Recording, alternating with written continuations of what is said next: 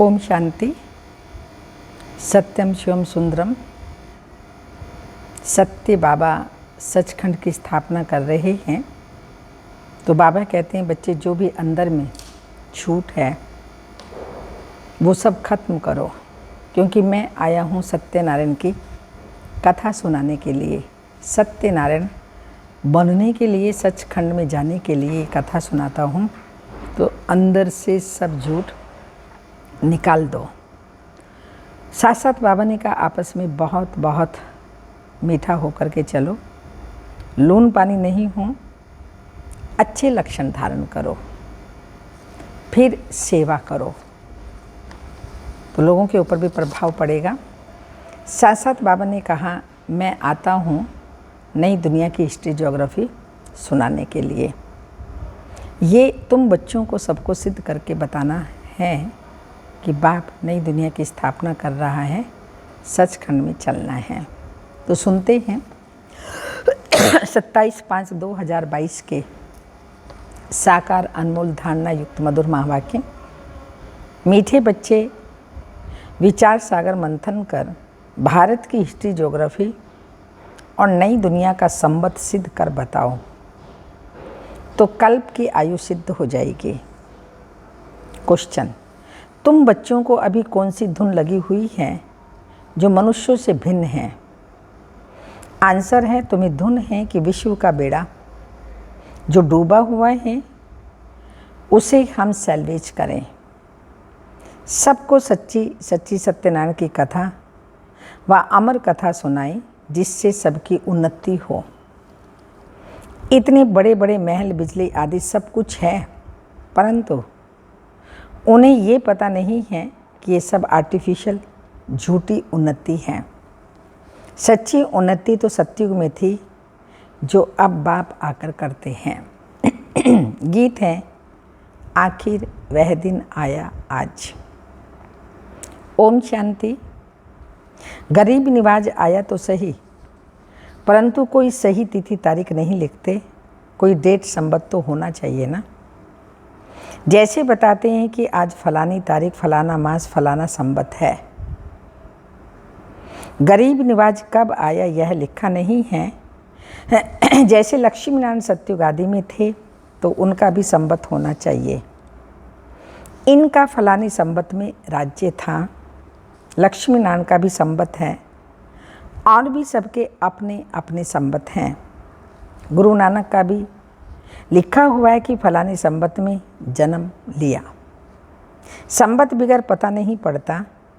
ये लक्ष्मी नारायण भारत में राज्य करते थे तो जरूर संबत होना चाहिए। इनका संबत माना स्वर्ग का संबत। लक्ष्मी नारायण ने सतयुग में राज्य किया, किस संबत से किस संबत तक कहे तो भी 5000 वर्ष ही कहेंगे। गीता जयंती का थोड़ा फर्क करना पड़ता है, शिव जयंती और गीता जयंती में फर्क नहीं है।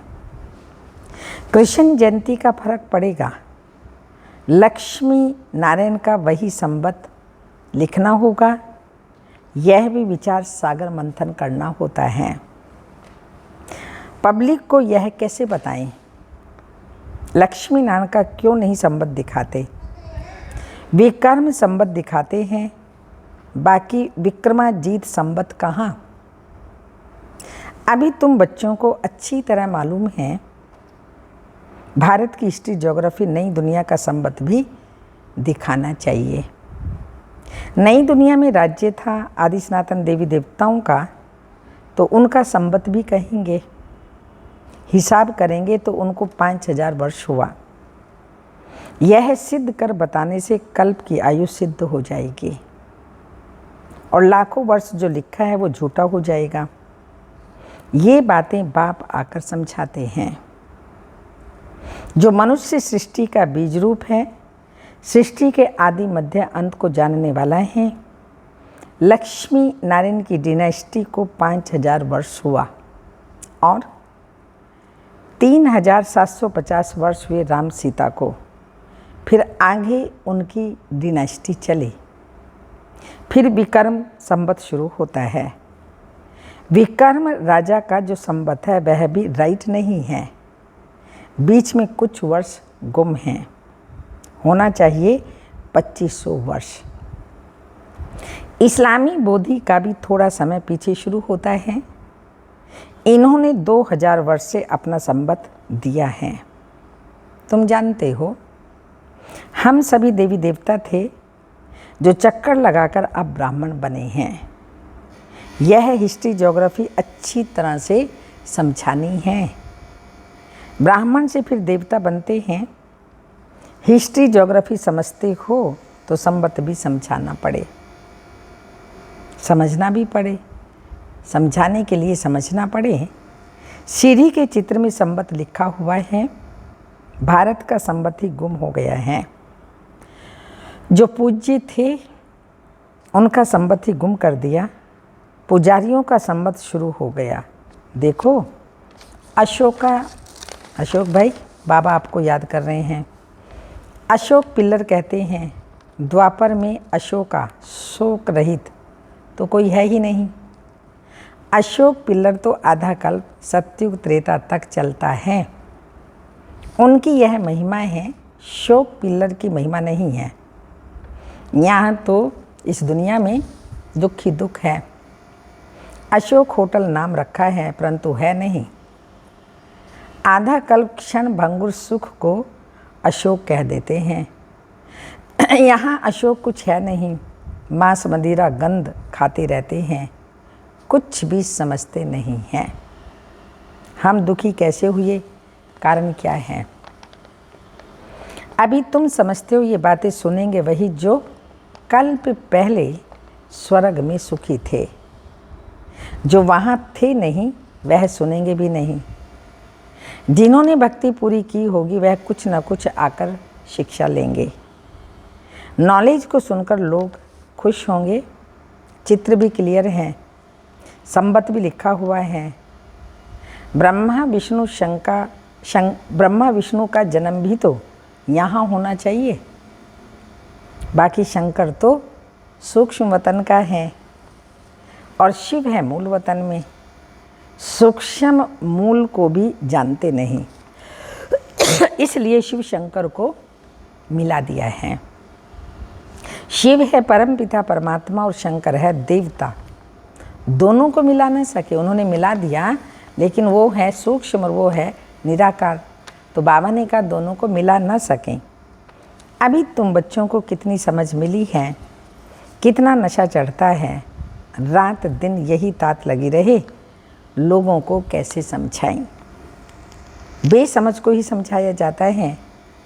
तुम समझते हो कि भारत पहले क्या था, फिर डाउनफॉल कैसे हुआ। दुनिया तो समझती है हमने बहुत उन्नति की है, साइंस के कारण कितनी उन्नति की है। आगे तो इतने बड़े महल बिजली आदि कुछ नहीं था।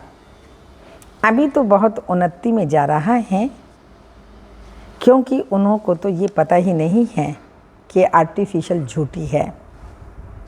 सच्ची उन्नति तो सतयुग में थी। यह समझाना है वे अपनी धुन में हैं, तुम्हारी धुन अपनी ही है। तुमको खुशी है तो विश्व का बेड़ा जो डूबा हुआ था उनको हम बाबा की नॉलेज द्वारा सैल्वेज कर रहे हैं। बाबा हमें सत्यनारायण की कथा व अमर कथा फिर से सुनाते हैं।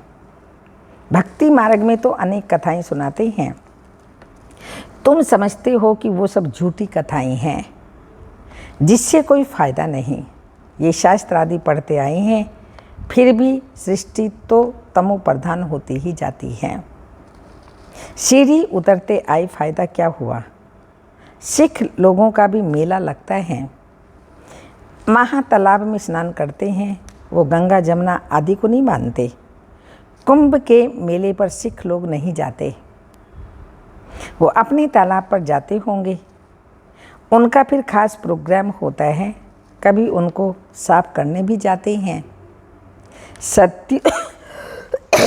सतयुग में तो ये बातें होती ही नहीं हैं। सतयुग में तो नदियाँ आदि बिल्कुल साफ हो जाएंगी। वहाँ कभी गंगा जमुना में गंद किचड़ा नहीं पड़ता। वहाँ के गंगा जल और यहाँ के गंगा जल में रात दिन का फ़र्क है। यहाँ तो बहुत किचड़ा पड़ता है, वहाँ तो हर एक चीज़ फर्स्ट क्लास होती है। तो तुम बच्चों को अब बहुत खुशी है, हमारी राजधानी ऐसी होगी।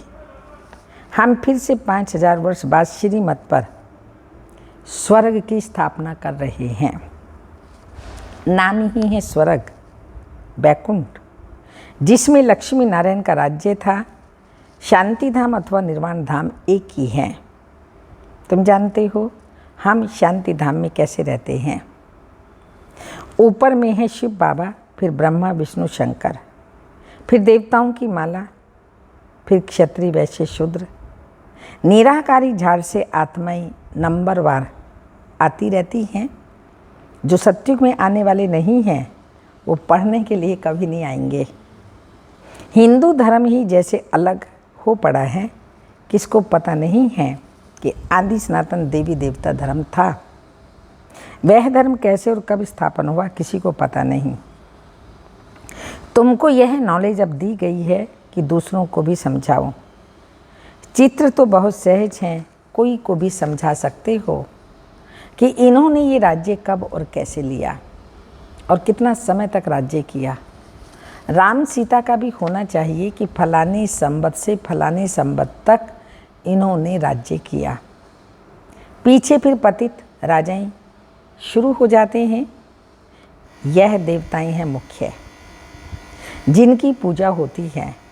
वास्तव में महिमा सारी एक की होनी चाहिए। भक्ति मार्ग में तो सबको पूछते रहते हैं, अपने अपने समय पर हर एक की महिमा होती है। मंदिरों में जाकर पूजा आदि करते हैं, परंतु उनको जानते बिल्कुल भी नहीं। अभी तुम समझते हो तो सुनकर खुश होते हो, तब तो सेंटर्स खोलते हो। समझते हैं कि इस नॉलेज से हम 100 देवता बनेंगे। बाप ने गरीबों को आकर साहूकार बनाया, बाप आकर बच्चों को समझाते हैं। बच्चे फिर औरों को समझाकर उन्हों का भाग्य खोलें। वर्ल्ड की हिस्ट्री ज्योग्राफी अभी तुम बाप द्वारा सुनते हो, वह समझने से तुम सब कुछ जान जाते हो। वर्ल्ड की हिस्ट्री ज्योग्राफी तो जरूर वर्ल्ड का रचयिता बीज रूप ही सुनाएंगे। वही नॉलेजफुल है, वह है निराकार शिव। देहधारी को भगवान रचयिता नहीं कह सकते। निराकार ही सभी आत्माओं का पिता है, वो बैठ आत्माओं को समझाते हैं। मैं परम धाम में रहने वाला हूँ, अभी मैं इस शरीर में आया हूँ, मैं भी आत्मा हूँ। मैं बीज रूप नॉलेजफुल होने कारण तुम बच्चों को समझाता हूँ। इसमें आशीर्वाद कृपा आदि की कोई बात नहीं है, ना अल्पकाल सुख की बात है। अल्पकाल का सुख तो लोग दे देते हैं, मनुष्य को दे देता है। एक को कुछ फ़ायदा हुआ तो बस नाम चढ़ जाता है। तुम्हारी प्राप्ति तो हमारी प्राप्ति जो बाबा कराता है 21 जन्म के लिए है। सो तो सिवाय बाप के ऐसी प्राप्ति कोई करा न सके। 21 जन्मों के लिए निरोगी काया कोई बना न सके। भक्ति मार्ग में मनुष्यों को थोड़ा भी सुख मिलता है तो खुश हो जाते हैं। यहाँ तो 21 जन्म के लिए प्रारब्ध पाते हैं, तो भी बहुत हैं जो पुरुषार्थ नहीं करते। उन्हों की तकदीर में नहीं है, तदबीर तो सभी को एक समान ही कराते हैं। उस पढ़ाई में तो कभी अलग टीचर भी मिल जाते हैं, यह तो एक ही टीचर है। भले तुम खास बैठ समझाते होंगे, लेकिन नॉलेज तो एक ही है। सिर्फ हर एक के उठाने पर मदार है। कौन कितनी धारणा करता है, कौन कितना मंथन चिंतन करता है, डिपेंड उस पर करता है। सुनाने वाला एक है और नॉलेज भी एक ही है। तो बाबा बता रहे हैं यह तो एक ही नॉलेज, टीचर एक ही है। भले तुम खास बैठ समझाते होंगे, लेकिन नॉलेज एक ही है। सिर्फ हर एक के उठाने पर मदार है। यह भी एक कहानी है, भारत के उत्थान और पतन के 84 जन्मों की कहानी, जिसमें सारा राज आ जाता है। बाबा सत्यनारायण की कथा सुनाते हैं, कहानी भी है तो कथा भी है। तुम अंगे अखरे सब सुना सकते हो। कोई कोई सत्यनारायण की कथा सुनाने वाले नामी ग्रामी होंगे, उनको सारी कथा कंठ हो जाती है। तुम फिर यह सच्ची सत्यनारायण की कथा कंठ कर लो, बहुत सहज है। बाप पहले तो कहते मन मना भव, फिर बैठ हिस्ट्री समझाओ। इन लक्ष्मी नारायण का तो संबंध बता सकते हो ना। आओ तो हम आपको समझाएं कि बाप कैसे संगम युग पर आते हैं। ब्रह्मा तन में आकर सुनाते हैं किसको? ब्रह्मा मुखवंशावलियों को, जो फिर देवता बनते हैं। 84 जन्म की कहानी है। ब्राह्मण सो देवता बनते हैं, फिर नॉलेज है। ये सुनकर फिर बैठकर रिपीट करो तो बुद्धि में सब आ जाएगा कि कैसे हम देवता थे, फिर ऐसे चक्कर लगाया। यह है सत्यनारायण की कथा। कितनी सहज है। कैसे राज्य लिया, फिर कैसे गंवाया, आदि आदि। कितना समय राज्य किया। लक्ष्मी नारायण और उनका कुल घराना था ना, सूर्यवंशी घराना, फिर चंद्रवंशी घराना, फिर संगम पर बाप आकर शूद्र वंशियों को ब्राह्मण वंशी बनाते हैं। ये सच्ची सच्ची कथा तुम सुन रही हो। सतयुग में लक्ष्मी नारायण के हीरे जवाहरात के महल थे, अभी तो क्या है। बाप ने यह तो कथा सुनाई ना। अब बाप कहते हैं कि मुझे याद करो तो खाद निकल जाएगी। विकारों की खाद जो पड़ी है वो निकल जाएगी। जितना खाद निकलेगी उतना ऊंच पद पाएंगे। नंबर वार समझते हैं। बाबा जानते हैं कौन कौन अच्छी रीति बुद्धि में धारण कर सकते हैं। समझाने में कोई तकलीफ नहीं है, बिल्कुल सहज है। मनुष्य से देवता बनना तो मशहूर है ना। घड़ी घड़ी यही सत्यनारायण की कथा सुनाते रहो। ये झूठी है, ये सच्ची है। सेंटर पर भी सत्यनारायण की कथा सुनाते रहो व मुरली सुनाते रहो तो सहज है। कोई भी सेंटर चला सकते हैं, परंतु फिर लक्षण भी अच्छे होने चाहिए। एक दो में लून पानी नहीं होना चाहिए। आपस में मीठे होकर नहीं चलते तो इज्जत गंवाते हैं। बाप कहते हैं मेरी निंदा कराएंगे तो ऊंच पद नहीं पाएंगे। उन गुरुओं ने भी अपने लिए कह दिया। अब तो वह कोई ठोर बताते ही नहीं। ठोर बताने वाला तो एक ही है। उसकी निंदा कराएंगे तो नुकसान के भागी बन जाएंगे। फिर पद भी भ्रष्ट हो पड़ता है, काला मुँह करते हैं तो अपनी सत्यानाश करते हैं। ऐसे भी है जो हार खा लेते हैं। फिर कोई तो सच्चाई से लिखते हैं, कोई झूठ भी बोलते हैं। अगर सच्ची कथा सुनाते रहें तो बुद्धि से झूठ निकल जाए। ऐसी चलन नहीं चलनी चाहिए जिससे बाप की निंदा हो।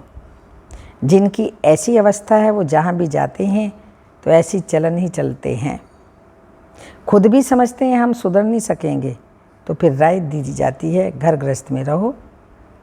जब धारणा हो जाए तब फिर सर्विस करना।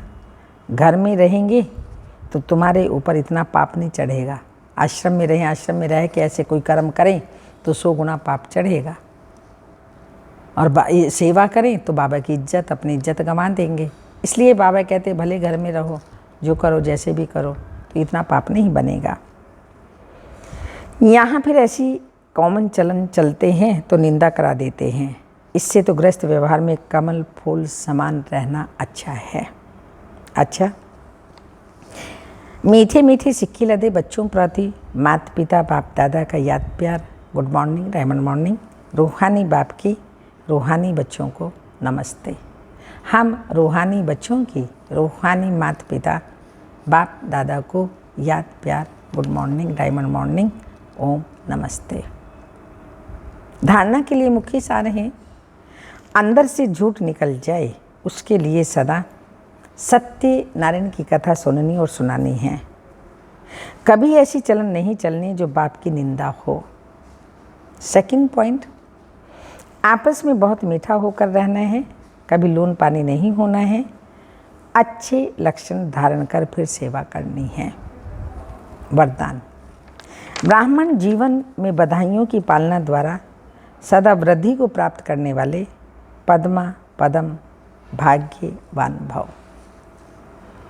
संगम युग पर विशेष खुशियों भरी बधाइयों से ही सर्व ब्राह्मण वृद्धि को प्राप्त कर रहे हैं। ब्राह्मण जीवन की पालना का आधार बधाइयाँ हैं। बाप के स्वरूप में हर समय बधाइयाँ, शिक्षक के स्वरूप में हर समय शाबाश शाबाश का बोल पास विद ऑनर बना रहा है। सतगुरु के रूप में हर श्रेष्ठ कर्म की दुआएं सहज और मौज वाली जीवन का अनुभव करा रही हैं। इसलिए पद्मा पदम भाग्यवान हो। जो भाग्य विधाता भगवान के बच्चे संपूर्ण भाग्य के अधिकारी बन गए हैं। स्लोगन: सच्ची सेवा द्वारा सर्व की आशीर्वाद प्राप्त करने वाले ही तकदीरवान हैं। सच्ची सेवा द्वारा सर्व की आशीर्वाद प्राप्त करने वाले ही तकदीरवान हैं।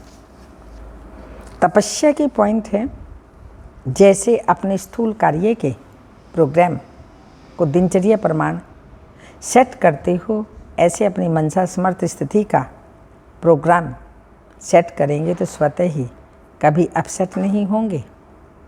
जितना अपने मन को समर्थ संकल्पों में बिजी रखेंगे तो मन को अपसेट होने का समय नहीं मिलेगा। आजकल की दुनिया में बड़ी पोजीशन वाले, जिन्हों को आईपी या वीआईपी कहते हैं, वो सदा अपने कार्य की दिनचर्या को समय प्रमाण सेट करते हैं। तो आप कौन हो? वह भले वीआईपी, लेकिन आप सारे विश्व में ईश्वरीय संतान के नाते, ब्राह्मण जीवन के नाते आप कितने भी आगे लगा दो तो भी कम हैं, क्योंकि आपके आधार पर विश्व परिवर्तन होता है। आप विश्व के नव निर्माण के आधार मूर्त हो, बेहद के ड्रामा के अंदर हीरो एक्टर हो और हीरे तुल्य जीवन वाले हो। तो कितने बड़े हुए। ये शुद्ध नशा समर्थ बनाता और देह अभिमान का नशा नीचे ले आता। आपका आत्मिक रूहानी नशा इसलिए नीचे नहीं ले आता, सदा ऊंची उड़ती कला की ओर ले जाता है।